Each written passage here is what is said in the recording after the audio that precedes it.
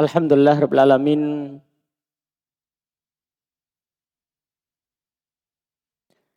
Wassalatu wassalamu ala Rasulillah wa ala alihi wa ashabihi wa man tabi'ahum bi ihsan ila yaumiddin. Amma ba'd. Alhamdulillah kita bersyukur kepada Allah Subhanahu wa taala di hari ini kita membuka pelajaran baru setelah selesai sebelumnya pembahasan tentang adab al-asyarah karya Syekh Al-Utsaimin rahimahullahu ta'ala hafizahullahu ta'ala wa rahimah. Kita melanjutkan dan membuka pelajaran baru di bidang lain, yaitu pelajaran tentang akidah.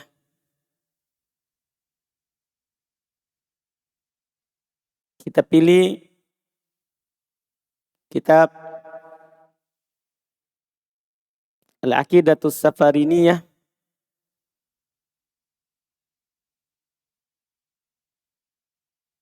yang berjudul Ad-Durratul Mudiyah fi Aqdi Ahlil Firqatil Mardiyah.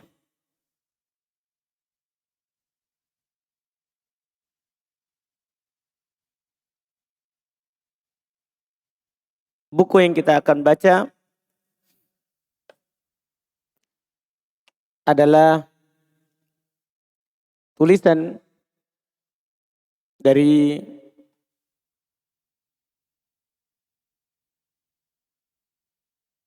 ulama mutaakhirin, ulama belakangan, karena beliau lahir tahun 1114 Hijriyah. Beliau lahir tahun 1114 Hijriyah. Rahimahullahu ta'ala. Dan beliau wafat tahun 1189 Hijriyah.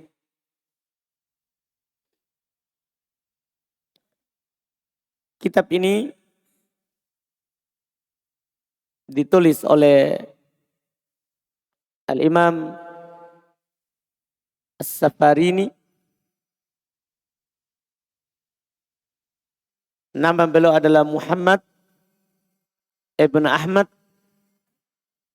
Ibn Salim bin Sulaiman As-Safarini. Maka dinamakan Aqidah Safariniyah.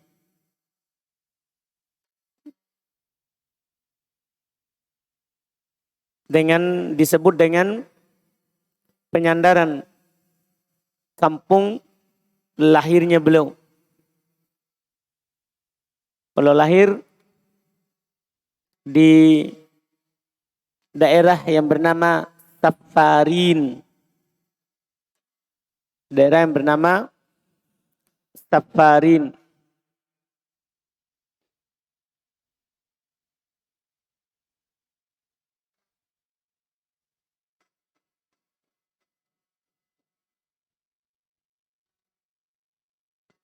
Dan penulis rahimahullah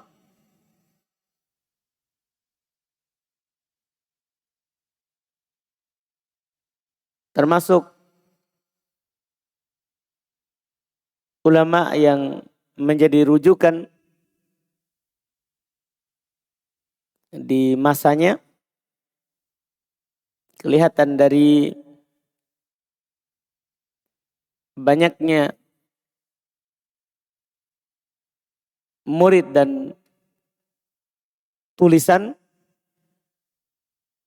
dari Syekh rahimahullahu ta'ala.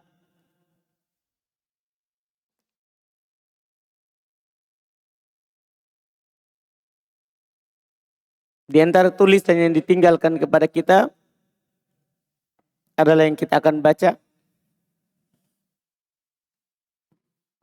Akidahnya Al-Firqatul Mardiyah,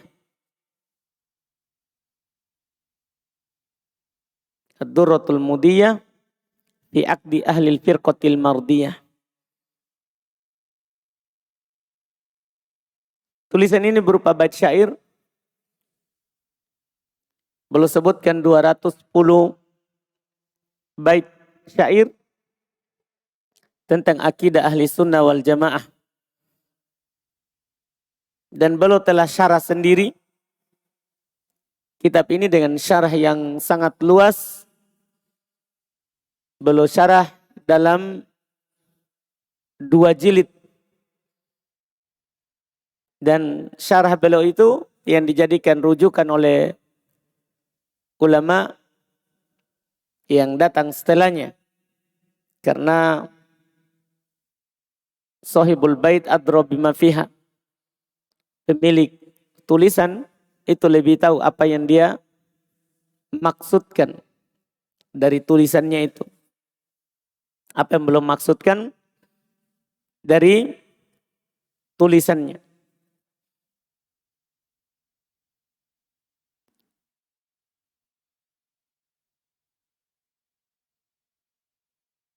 Judul syarah beliau dalam 2 jilid, ada di internet juga PDF-nya.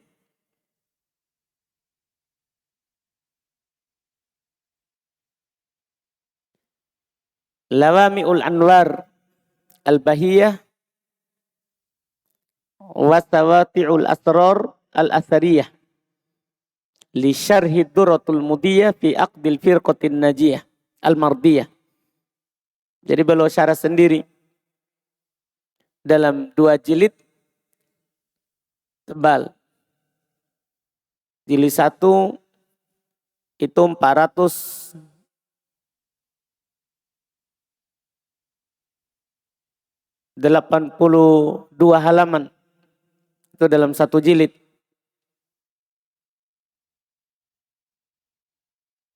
Jilid 2-nya juga 478 halaman. Jadi beda sedikit.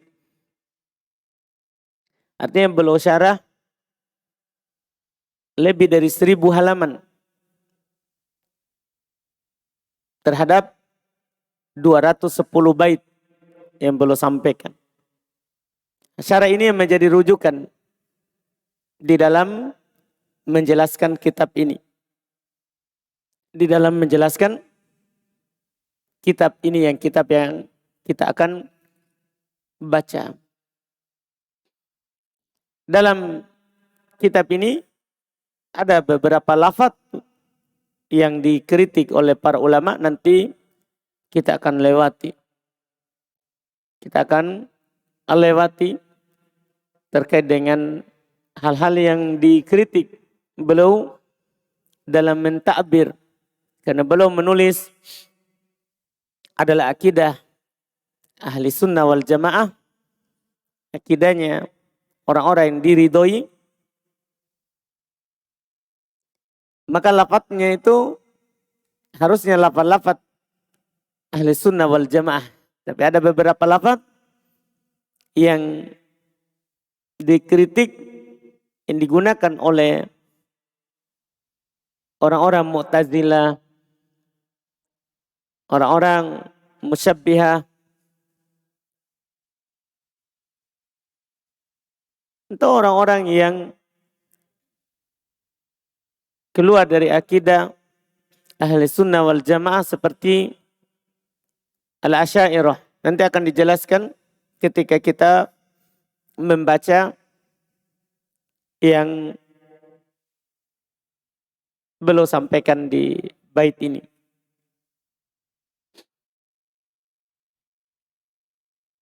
Buku ini telah disyarah dengan banyak syarah yang tercetak Kalau syarah ada 4 syarah.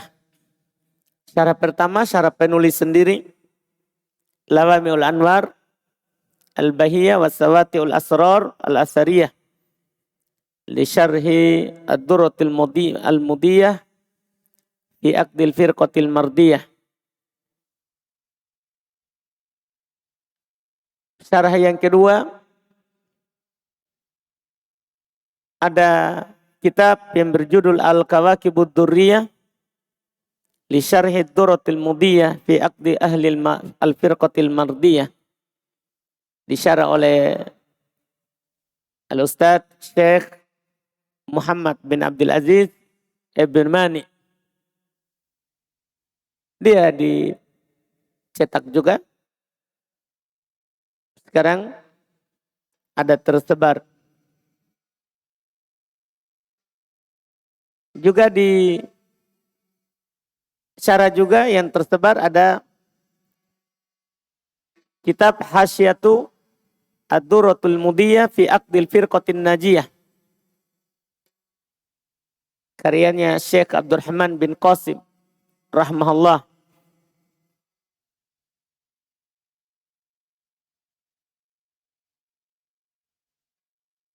Dan di syarah ini, hasyiah ini belum sampaikan pentingnya menyebarkan buku akidah Safariniyah ini. Dan dalamnya secara umum terdapat akidah ahli sunnah wal jamaah yang harus kita pegang, yang wajib kita yakini dan kita imani. Kemudian ada syarah yang keempat, dan ini syarah yang terakhir menyebar, tulisan ulama kita sekarang ini, maksudnya yang sudah meninggal baru, itu syarahnya Syekh Ibn Utsaimin rahimahullahu ta'ala. Ini yang saya pegang, ini yang saya bawa juga. Ini syarah Al-Aqidatus Safariniyah,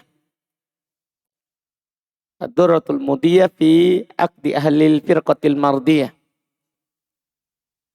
Disyarah oleh Syekh Ibn Utsaimin dengan syarah yang luas juga.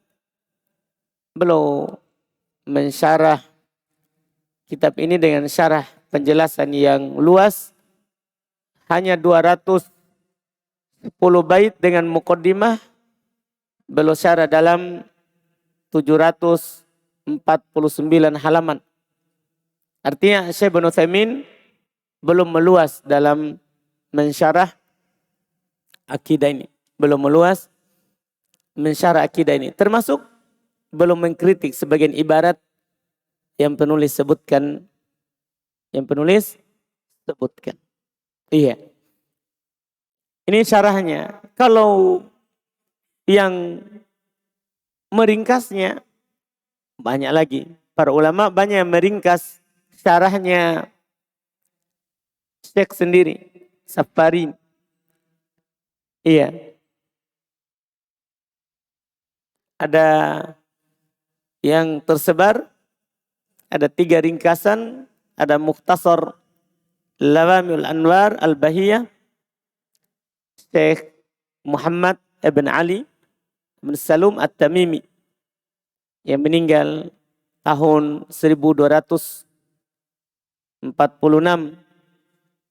Juga ada Mukhtasar Syarah Aqidatis Safarini, karyanya Syekh Hasan Ibn Umar, wafat 1274.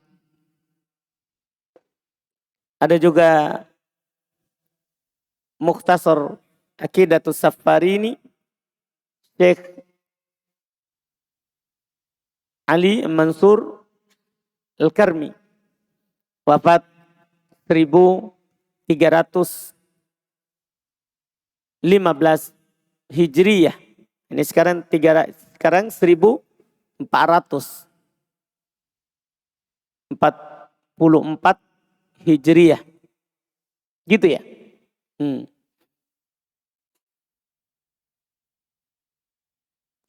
Ada juga ta'lik-ta'liknya. Yang jelas kitab ini dari masa penulisannya itu sudah banyak dijelaskan. Mulai dari penulis sendiri dan ulama-ulama setelahnya. Sampai di masa kita sekarang ini. Karena kitab yang ringkas, pendek, hanya 210 bait, mudah dihafal oleh penuntut ilmu, tapi terkandung di dalamnya akidah-akidah yang wajib kita pahami dan kita imani dalam kehidupan beragama. Jadi kitab ini sebagaimana judulnya membahas aqdu ahlil firqatin najiyah al-mardiyah. Membahas tentang akidah. Membahas tentang tauhid. Sudah kita maklumi dalam pelajaran tauhid, pelajaran akidah. Tauhid itu ada 3. Tauhid itu ada 3. Ada tauhid rububiyah, ada tauhid uluhiyah, dan ada namanya tauhid al-asma wa sifat. Adapun tauhid rububiyah, maka ini tidak ada perselisihan akan keimanan kepadanya antara kaum muslimin. Bahkan ini juga diyakini oleh kaum musyrikin. Yaitu ifradullahi azza wa jalla birrububiyah. Mengesahkan Allah subhanahu wa ta'ala dalam hal rububiyah. Kita esahkan Allah dalam hal penciptaan. Tidak ada mencipta kecuali Allah subhanahu wa ta'ala. Itu namanya tauhid rububiyah. Kita mengesahkan Allah subhanahu wa ta'ala dalam hal pemberi rezeki. Tidak ada memberi rezeki kecuali Allah subhanahu wa ta'ala. Kita mengesahkan Allah subhanahu wa ta'ala dalam pengaturan. Tidak ada yang bisa mengatur kecuali Allah subhanahu wa ta'ala. Yang jelas, tauhid rububiyah itu adalah ifradullahi ta'ala fi af'alih. Mengesahkan Allah subhanahu wa ta'ala dalam perbuatannya. Allah mencipta satu-satunya. Allah pemberi rezeki satu-satunya. Allah yang berkuasa satu-satunya. Allah menghidupkan satu-satunya. Allah yang mematikan satu-satunya. Allah yang merendahkan. Allah yang meninggikan. Semua yang terkait dengan tauhid rububiyah. Terkait dengan perbuatan Allah. Ini semua orang meyakininya. Bahkan anak katakan tadi, musyrikin juga meyakininya. Disebutkan ayat banyak dalam Al-Quran. Kalau mereka ditanya siapa yang menciptakan langit dan bumi, mereka akan bilang Allah subhanahu wa ta'ala. Ini tauhid rububiyah. Yang kedua ada namanya tauhid uluhiyah. Yaitu ifradullah ta'ala bil ibadah. Mengesahkan Allah subhanahu wa ta'ala dengan penghambaan. Mengesahkan Allah subhanahu wa ta'ala dengan penghambaan. Yaitu kita sholat hanya karena Allah. Puasa hanya untuk Allah. Menyembelih, bernadar, meminta pertolongan, bertawakal, takut, cinta. Iya. Semua jenis ibadah kita esahkan Allah subhanahu wa ta'ala. Ini yang membedakan antara kita muslim dengan musyrikin. Yang inilah yang membedakan kita dengan orang-orang kafir. Dari orang-orang yang menyembah kepada selain Allah subhanahu wa ta'ala. Kemudian yang ketiga ada namanya tauhid al-asma wa sifat. Tauhid Al-asma wa sifat, yaitu kita mengesahkan Allah Subhanahu wa taala terkait dengan nama dan sifatnya. Dengan cara kita meyakini Allah punya nama dan sifat tidak sama dengan nama dan sifatnya makhluk. Itu namanya tauhid al-asma wa sifat. Kita meyakini bahwa Allah Subhanahu wa taala memiliki nama. Nama Allah tidak ada sesuatu apapun yang sama dengannya. Kita meyakini Allah Subhanahu wa taala memiliki sifat. Sifat Allah Subhanahu wa taala tidak ada sesuatu apapun yang sama terhadapnya. Allah katakan dalam Al-Quran, laisa kamitslihi syai' wa huwas samiul basir. Tidak ada sesuatu apapun yang serupa dengan Allah, dan dia Allah maha mendengar lagi maha melihat. Artinya Allah Al-Basir, memiliki nama Al-Basir. Allah As-Sami' memiliki nama As-Sami'. Tidak ada yang serupa dengan nama itu dari makhluk. Dan Allah memiliki sifat Al-Basar, melihat. Allah memiliki sifat As-Sami', mendengar. Tapi penglihatan Allah, pendengaran Allah tidak sama dengan makhluk. Ya, nanti kita akan tekankan ketika disebutkan nama dan sifat Allah Subhanahu wa taala dalam pembahasan. Di sini pembahasan asma wa sifat ini, orang-orang yang menyandarkan diri kepada Islam berselisih pandangan tentang nama dan sifat Allah Subhanahu wa taala. Nas-nas atau dalil-dalil yang datang menjelaskannya. Ada yang memperlakukan nas sifat, ayat-ayat atau hadits yang menjelaskan sifat Allah Subhanahu wa taala di atas dohirnya sesuai dengan keagungan dan kemuliaan Allah. Kalau kita mendengar Al-Quran disebut, mereka langsung mengimaminya sesuai dengan dohirnya. Terus dohirnya itu sesuai dengan keagungan dan kemuliaan Allah. Mereka ini para sahabat. Dan orang-orang mengikuti mereka dengan baik. Yang tidak melakukan ta'wil dan tidak menolak maknanya. Serta lafadznya. Mereka beriman dan maknanya sesuai dengan yang Allah Subhanahu wa taala sebutkan di dalam Al-Quran. Ketika disebut bal yadahu mabsuutatan, bahkan kedua tangan Allah terhampar, mereka imani Allah punya tangan. Tapi tangannya sesuai dengan keagungan dan kemuliaan Allah. Tidak sama dengan tangannya makhluk. Nah, inilah ahli sunnah. Ini para sahabat. Ketika Allah Subhanahu wa taala menyebutkan Allah punya wajah, mereka beriman Allah punya wajah. Tapi mereka katakan wajah Allah tidak sama dengan wajahnya makhluk. Wajah Allah sesuai dengan keagungan dan kemuliaan Allah Subhanahu wa taala. Laisa kamitslihi syai'. Tidak ada sesuatu apapun yang serupa dengan Allah Subhanahu wa taala. Berbeda dengan yang menyerupakan, yang disebut dengan kelompok mumassilah, musyabbihah. Mereka setiap datang ayat atau hadits yang menyebutkan nama atau sifat Allah, mereka bilang ini sama dengan nama dan sifat kita. Tangan Allah seperti tangan kita. Tangan Allah seperti tangan kita. Wajah Allah seperti wajah kita. Ini tentunya ada kelompok yang sesat, tidak diragukan. Bahkan Syekh Ibnu Utsaimin beliau berkata, halhum kafirun bidzalik, apakah mereka kafir? Beliau bilang, na'am kafirun.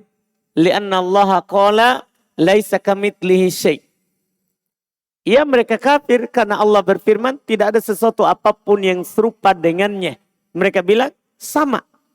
Padahal Allah mengatakan tidak ada yang sama. Maka mereka kafir karena mengingkari Al-Quran. Mereka kafir karena mengingkari Al-Quran.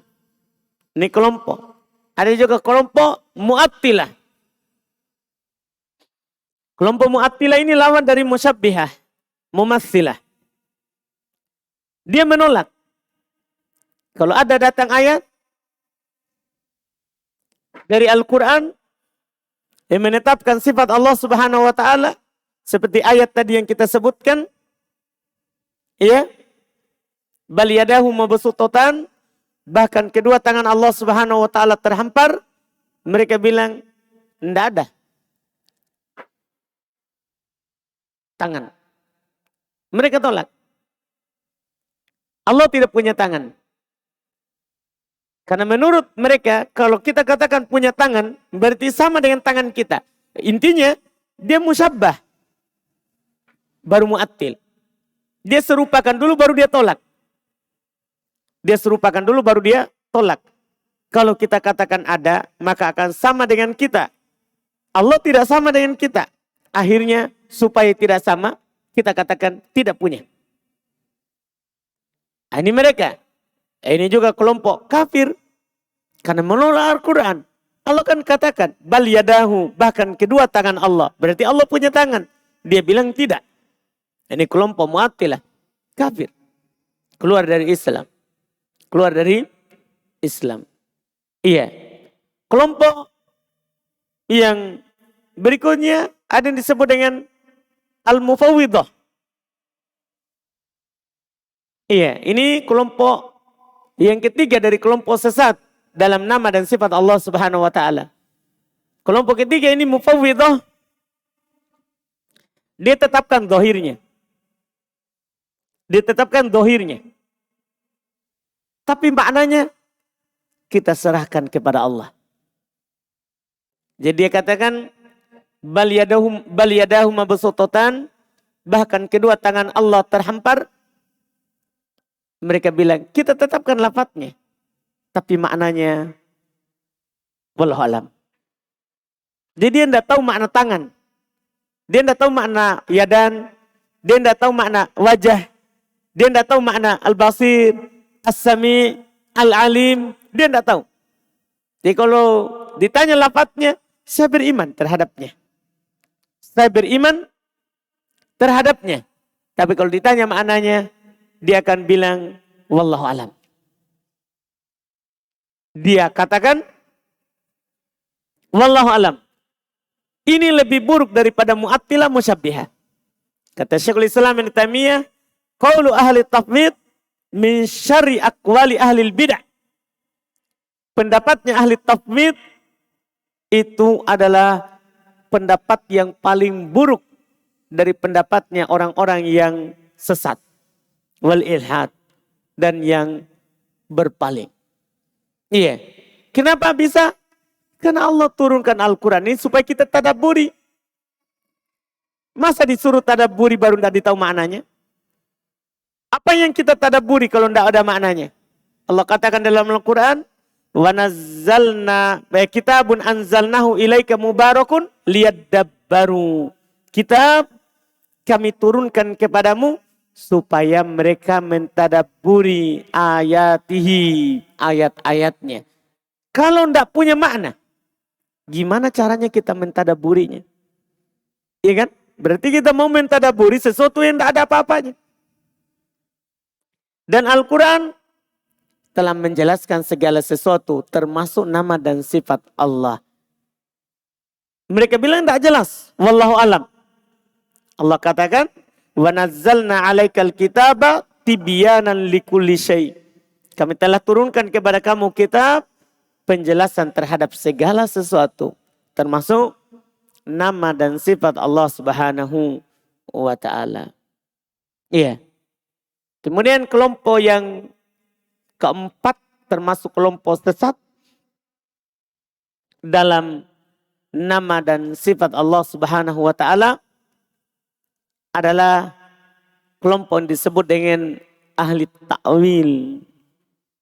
Ini mereka menyebut dirinya sebagai orang pertengahan.